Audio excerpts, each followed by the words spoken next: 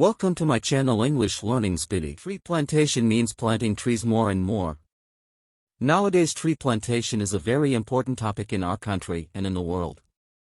Trees are the most important and useful gift of nature. We cannot think of our existence without trees. They help us in many ways. They give us oxygen, which is essential for life. They absorb carbon dioxide, which is harmful for animals. They bring rain and prevent pollution and soil erosion. We get wood from the trees to make furniture, doors, windows. We get various types of medicines from leaves, roots and barks of trees. Now people are cutting more trees than they need. The number of trees in forests decreases day by day. As a result, the balance of the environment is being lost. To preserve our environment, we should plant more trees.